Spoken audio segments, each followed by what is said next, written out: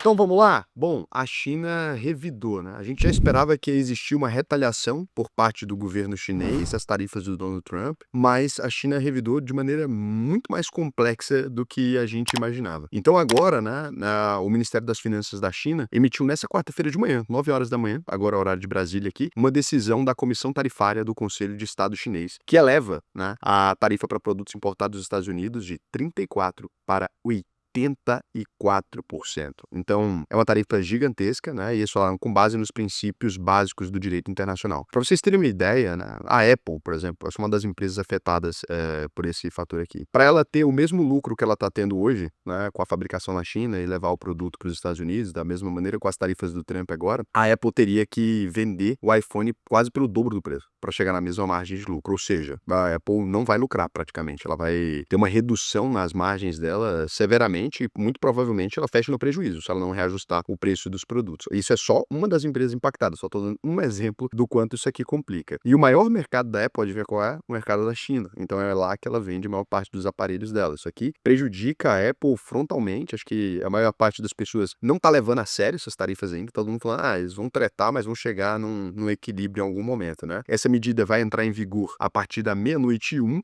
Eu gosto que o governo chinês é bem preciso, né? Meia-noite e 1 do dia 10 de abril de 2025. A China insta os Estados Unidos a corrigirem imediatamente suas práticas equivocadas, a cancelarem todas as medidas tarifárias unilaterais contra a China e a resolverem adequadamente as diferenças por meio de um diálogo igualitário baseado no respeito mútuo. Então tá falando assim, ou você senta para conversar, ou então a gente vai agressivar também. Então vocês vão agressivar daí, a gente vai agressivar daqui. Mas eu acho que a gente deveria conversar. Então, a China aqui teve uma posição um pouco mais madura, talvez, né, do que o Donald Trump. Eu sei que os fãs do Donald Trump aqui vão ficar incomodados, mas vamos combinar que um ser avisado pela televisão, né, que você vai ser taxado e o outro país está falando, vamos sentar, vamos dialogar a respeito desse tema, vamos conversar, é uma ideia diferente. O Ministério Chinês classifica esse aumento de tarifas adicionais pelos americanos contra o país como um erro em cima do outro, eles descrevem, e alega que a medida infringe gravemente os direitos e interesses legítimos da potência asiática, além de prejudicar o sistema comercial multilateral baseado em regras e impactar seriamente a estabilidade da ordem econômica global. Então é essa a frase deles. É um exemplo típico de unilateralismo, protecionismo e intimidação econômica. Fecha aspas aí. A medida de Pequim, né, veio aí logo depois dos Estados Unidos aplicarem a tarifa adicional de 50% a importações de produtos chineses, elevando o total para 104%. Incríveis 104% de tarifa. O governo Trump anunciou aí uma nova política tarifária abrangente na semana passada e alertou outros países para não retalharem. Então ele tá falando, eu vou subir o imposto se vocês não me retalhem. Vai adiantar nada, tá? Eu sinto muito, mas todo país, a maioria, fora o México, que tem 79%, né, das exportações dependentes, importações também dependentes do comércio dos Estados Unidos, e aí falou, vamos conversar, né? O Canadá, esses países muito próximos, que tem uma negociação muito ampla com os Estados Unidos, eles não fizeram nada. E o Brasil também não, porque só tá beneficiando a gente, né? Tá deixando nossas commodities mais valiosas no mundo. Algumas nações, incluindo o Japão, parecem dispostas a negociar tarifas, mas a China adota uma postura mais dura. O mais estranho disso aqui, cara, é que lá na China começou a rolar uns memes muito engraçados, mostrando um monte de gente gordo trabalhando nas fábricas. Eles estão fazendo meme com os americanos voltando para as fábricas. Olha que loucura. Então, ainda nessa quarta, a China disse à Organização Mundial do Comércio, né, que é a OMS, que a decisão dos Estados Unidos de impor tarifas recíprocas a Pequim ameaça desestabilizar ainda mais o comércio global em um momento de crise. A situação se agravou perigosamente. Como um dos membros afetados, a China expressa séria preocupação e firme oposição a esse movimento imprudente. A China chama de imprudente. A China, então, fez essa declaração para Reuters. Mas, assim, a análise é que o Xi Jinping, ele não vai ceder para o Donald Trump, diferente do que todos os países ali que dependem mais fizeram. E agora vamos ver o novo movimento do Trump. Provavelmente, quando você estiver assistindo esse vídeo, já saiu esse novo movimento do Trump. Independente do que o Trump fizer ou não, o que a gente conversou aqui lá atrás, ele começa cada vez mais a se tornar realidade, né? Há quanto tempo eu venho falando aqui sobre a possibilidade de investir na China, sobre a possibilidade de abrir esse leque dos investimentos para que você proteja o seu patrimônio? Eu venho falando há muito tempo. O que é o interessante da gente fazer agora? Vou falar para você. Algumas empresas, né? Se a gente vai olhar para o cenário americano, você pode olhar para Caterpillar, você pode olhar para 3M, você pode olhar para as empresas de energia dos Estados Unidos, você pode olhar para o próprio varejo econômico dos Estados Unidos. Essas empresas, nesse momento agora, né? Elas devem atrair mais capital. Só que quando a gente fala de lucrar nessa guerra comercial, seguinte, a China e os Estados Unidos estão em conflito, correto? Correto. Para onde a indústria vai correr? Tem gente que acredita que ela vai voltar para os Estados Unidos. Não é bem verdade, né? A gente tem países como o Vietnã, a gente tem países como a Índia, que são países mais focados nesses mercados e que pode acabar fazendo mais sentido. Então, quando você olha agora, os grandes vencedores são aqueles que estão fora. O que que eu recomendo que você faça nesse momento? Existe a exposição à economia global, você poderia ir para um VT da vida, só que o VT está muito exposto nos Estados Unidos. Então, eu acho que quem não investe na China ainda vai ter que aproveitar essa janela. Ah, Raul, comunismo, ok, cara, se não quiser investir, eu já conversei sobre isso lá atrás, né? Cada um entende a própria ética, etc. Agora, falando de dinheiro, a gente pode ir procurar aqui, você pode investir num ETF chinês, via Estados Unidos mesmo, tá?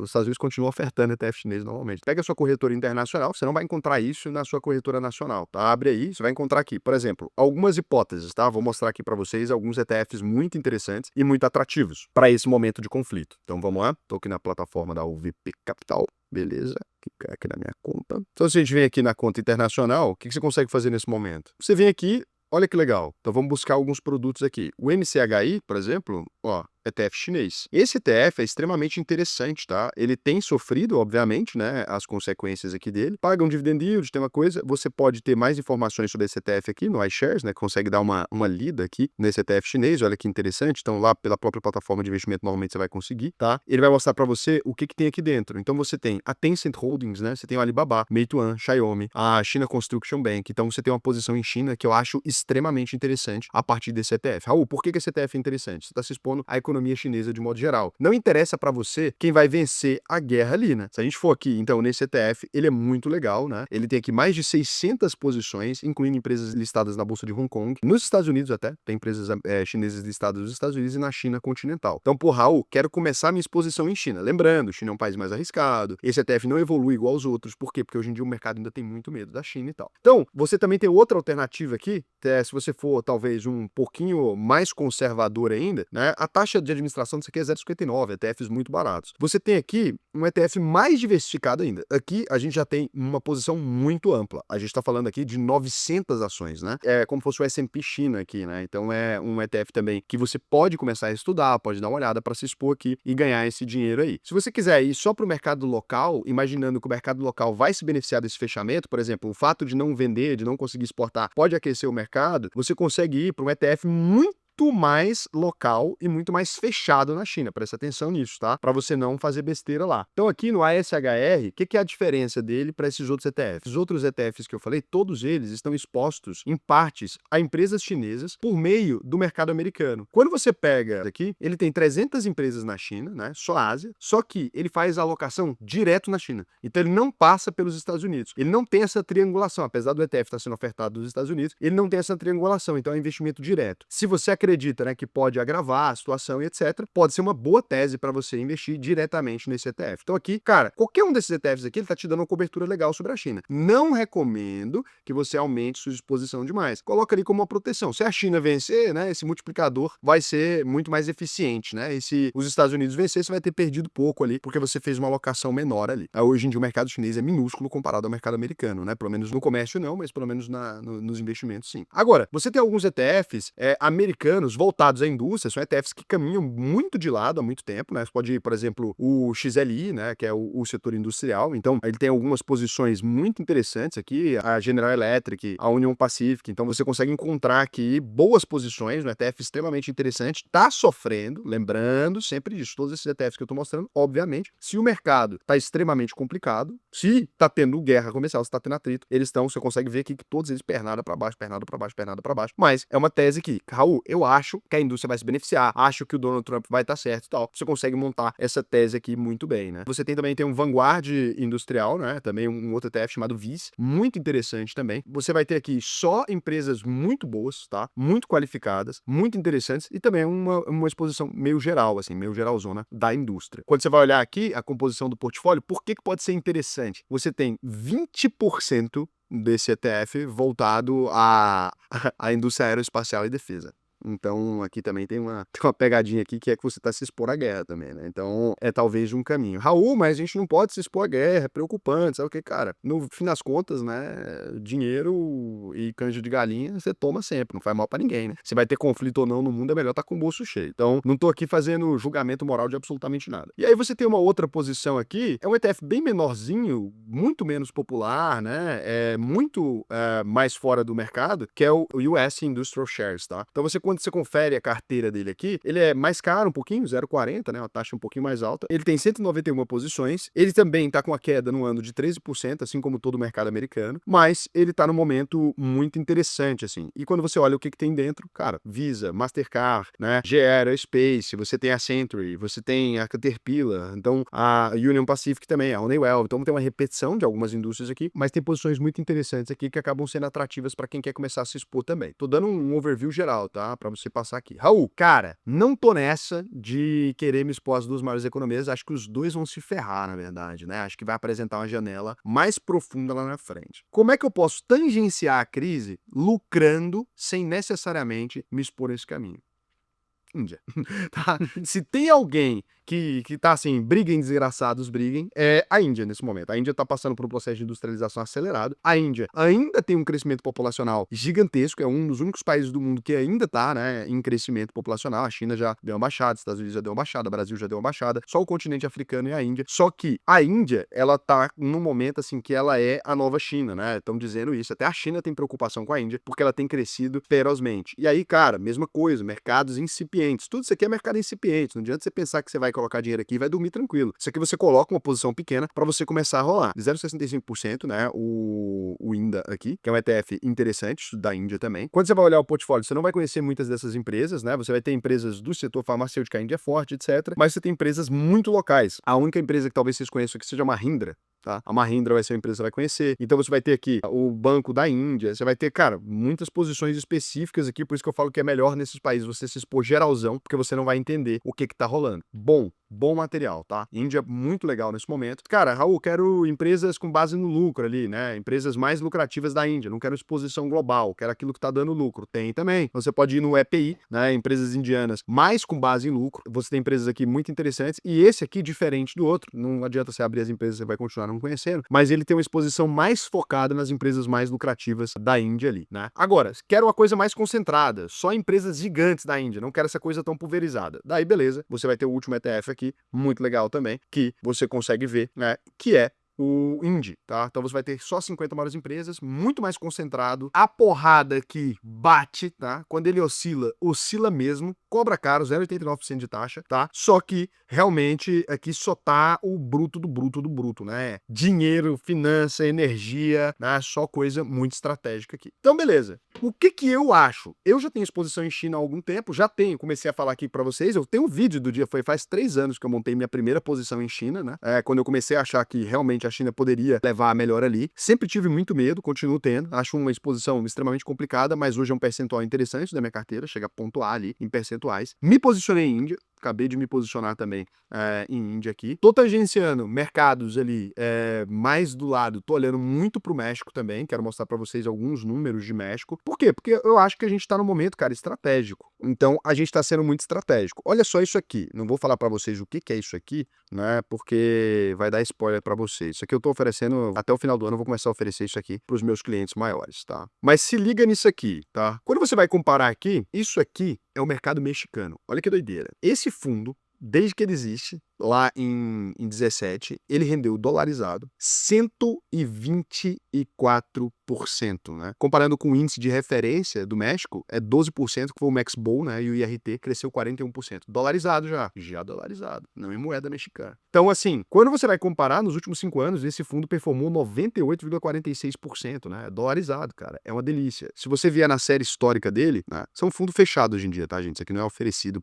no mercado, você não consegue acessar ele hoje em dia ainda. Então, quando você vai olhar aqui, ó, YTD, né, você consegue observar o tamanho do crescimento do mercado mexicano ali nesses anos. É claro que a tarifa agora vai impactar. Então, o que eu tô esperando? Uma janela de oportunidade onde isso aqui cracha, lenha e a gente compra México. O que eu tô tentando fazer é, cara, quanto mais a gente diversifica o portfólio, mais próximo a gente tende do fundo norueguês, né? E o fundo norueguês, ele aposta em capitalismo, não importa onde. Então, ele compra Petrobras, compra México, compra sei lá o quê. Eu acho que o único jeito da gente ganhar num caminho igual a gente tá entrando agora, nesse cenário igual a gente tá entrando agora, é dar uma de fundo norueguês. Eu acho que quem não tá com estratégia global, não, eu tô com um monte de ETF americano que é estratégia global. Isso não é estratégia global. Estratégia global é estratégia global de fato. Ir ali, pegar ETFs diferentes, né? Eu tenho 60% do patrimônio em VT. Cara, você tá 70% exposto nos Estados Unidos. Mas é a maior economia. Eu expus globalmente. Não significa que vai dar o mesmo retorno. Você percebe aqui, por exemplo, o mercado mexicano não tem Big Tech. Isso aqui é indústria real. E a gente começa a perceber que tá muito interessante, né? Da onde você tirou isso? Ó, eu conversei com o embaixador do México agora, né? Pra gente tentar estruturar uma possibilidade de um fundo com eles ali. Tô tentando estruturar e fazer investimentos direto lá, né? Sem tangenciar. Então a gente consegue ver que eles têm uma indústria muito grande. Muito maior, né? O México é uma indústria muito maior que a indústria brasileira. Estão vendendo muito carro, etc. Essa taxação vai impactar eles, mas eles ficaram na boinha, né? Não fizeram. E aí a gente fez uma reunião aqui. Esse aqui é o slide aqui, só para vocês verem. Oportunidades de investimento no México, né? Fui lá trocar ideia com a embaixada. Esse relatório aqui eu vou expor ele depois para os alunos da UVP. Então, se é meu aluno, a gente vai conversar um pouco sobre esse relatório e sobre esses fundos, né? Como que você pode acessar. Para quem não é aluno, ficou de fora, né? E a gente está buscando esse caminho. Eu já fiz,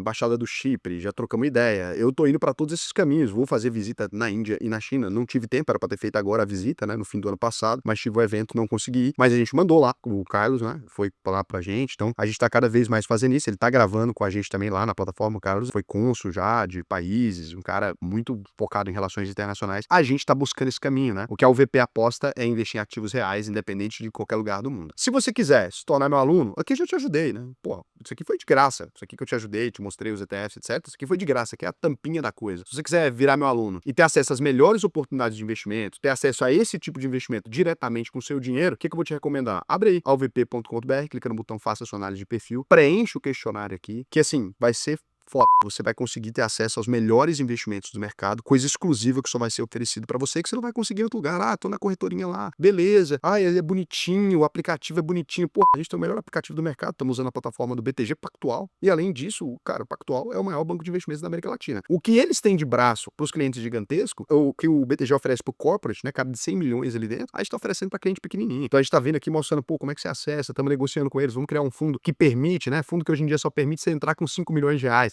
A gente tá conseguindo permitir com 2 mil, R$ 1.000. Então, olha que loucura, né? Um nível muito diferente. Tem fundo que não, tem coisa que 40 mil. Então, cada vez mais a gente tá negociando até o fim desse ano, cara. A gente vai ter, assim, o melhor portfólio de produtos possíveis. Então, pode preencher aí. E sem contar que a gente tá se encaminhando para virar uma plataforma totalmente skin in the game, né? O que a gente quer fazer agora? Como a gente tá oferecendo esses ativos, o cara fica pensando, ah, mas será que isso aqui vai ter rentabilidade, etc? Vocês vão ganhar o dinheiro de todo jeito, porque a gente é baseado em FII hoje em dia. A gente tá estudando um modelo que vai começar a ser apresentado para os clientes. Não precisa chamar suporte, a gente vai oferecer para os clientes de modo geral. A gente quer mudar para um modelo de performance. Então a gente sabe tanto que a gente está oferecendo investimentos foda, que a gente quer mudar para um modelo que a gente só ganha quando o cliente ganhar. Então se o cliente tomar prejuízo, a gente também não ganha nada. E aí ele vai viver de filantropia aqui dentro. Raul, mas desse jeito vocês vão quebrar. Não, porque a nossa performance é foda. É isso que a gente percebeu, né? O mercado inteiro tem que cobrar ali em cima de administração e tal. A gente cobra também, acho legal, um modelo justo, ético. Melhor que o modelo de assessoria, que eu te empurro o produto. Mas a gente está se encaminhando para cobrar por performance. Então a gente vai começar a cobrar só quando o cara ganhar dinheiro. Primeira empresa a adotar esse modelo em massa. A gente está estudando como é que a gente vai fazer isso ainda. Não tá em prática, mas está estudando. E quem tiver na UVP, cara, você vai estar sempre no melhor lugar, tenha certeza. A gente estuda tudo que acontece no mundo. A gente usa todos os contatos que só cara gigante consegue ter para poder transmitir isso para vocês. Pra você ter noção, cara, você tá lá na Embaixada do México, cara, o menor cara ali, dono de uma empresa de abate de suíno aqui, um frigorífico de suíno, o cara fatura 260 milhões por ano. Pra estar na reunião, para sentar na mesa. A gente vai lá, consegue sentar na mesa representando vocês, que a gente representa bilhões, negocia sempre as melhores oportunidades. E a gente tá fazendo isso com vários países, a gente tá conseguindo fazer isso sempre, né? E cada vez mais a UVP se transforma nisso. Cara, estruturação de holding, estruturação de quem quer exportar para fora do país, tudo isso a gente tá começando a mexer aqui, tá? Então, cada vez mais a gente vai servir de suporte para empresários e com esse suporte a gente conseguir acessar os melhores investimentos e oferecer pro cliente pequenininho. Porque o cliente pequenininho somado, ele tem um volume de dinheiro gigante, né? Então, quando você olha assim, ah, cara, beleza, eu sozinho eu tenho 100 mil reais, ninguém te atende. Agora, somando 100 mil de outro, dá bilhão. Aí tem 1 bilhão, aí a gente vai lá e usa essa representação do bilhão que vocês deram pra gente aqui,